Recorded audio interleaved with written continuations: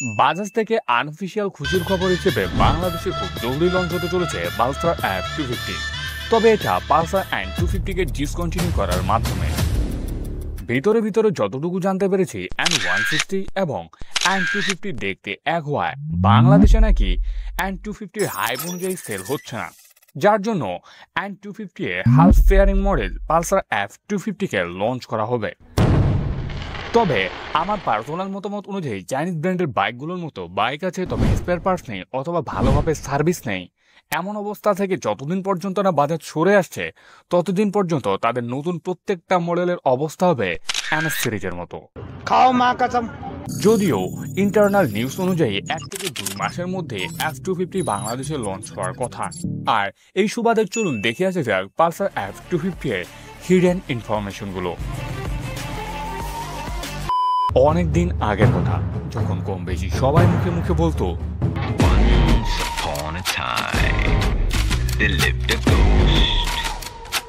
আর এই Pulsar 220F কে তারা replace করে বাজারে লঞ্চ করেছিল পালসার F-250। তবে বাজারে তেমন একটা সাড়া ফেলতে না পারায় তারা আবারও রিলঞ্চ করে পালসার 220F কে, যেটা চালার সৌভাগ্য অবশ্য আমার হয়েছে। তবে যে যাই বলুক, আমার কাছে হাফ ফেয়ারিং কোনো বাইকই ভালো লাগে না।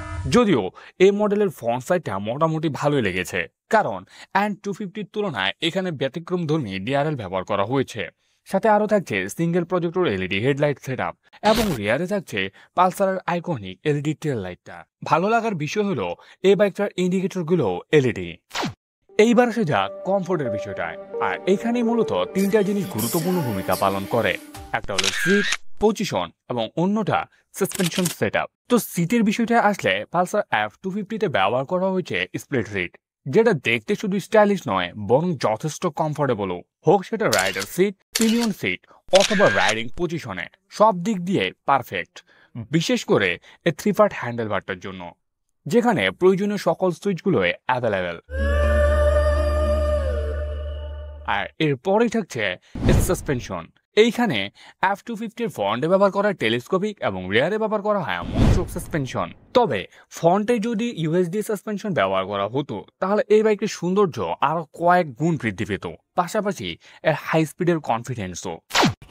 ইঞ্জিনের বিষয়টা আসলে এখানে N250 ইঞ্জিনটা ব্যবহার করা হচ্ছে, আর তা হলো 249 4:2 ভালভের single cylinder SOEC FI oil cooled engine, যা থেকে প্রডিউস করে 24.5 PS এবং 21.5 নিউটন মিটার অফ টর্ক, যা এই বাইকটাকে সর্বোচ্চ 151 কিলোমিটার/আওয়ার পর্যন্ত গতি তুলতে সহায়তা করে। এবং গিয়ার বক্স হিসেবে এতে থাকছে 5 স্পিডের একটা gear box with slipper assist clutch. এত পাওয়ারফুল একটা ইঞ্জিন নিয়েও এই বাইকটা নাকি প্রতি লিটার তেলে 40 মতো মাইলেজ দিয়ে দিবে, যা কোম্পানি থেকে বলা হচ্ছে। এবং এই বাইকটার ফুয়েল ট্যাঙ্ক ক্যাপাসিটি 14 লিটার। টায়ারের ব্যাপারে বলতে গেলে পালসার F-250 এর ফ্রন্ট টায়ার সাইজ 100 সেকশন এবং rear tyre size 140 section. Braking system হিসেবে এই বাইকটা আরও থাকছে ডুয়েল ডিস্কের সাথে ডুয়েল চ্যানেল ABS, যার ফ্রন্ট ডিস্কের সাইজ 300 mm এবং রিয়ার ডিস্ক সাইজ 230 mm।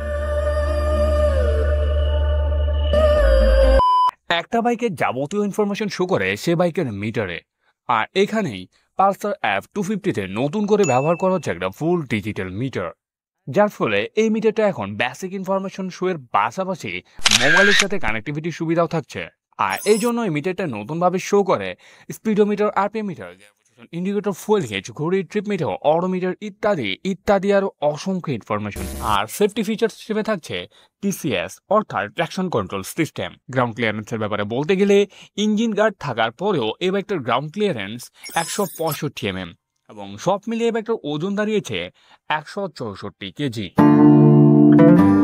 আমার জানা মতে বাংলাদেশে লঞ্চ হওয়ার জন্য 2 থেকে 3 সপ্তাহের মধ্যে এই বাইকটার বুকিং শুরু হয়ে যাবে।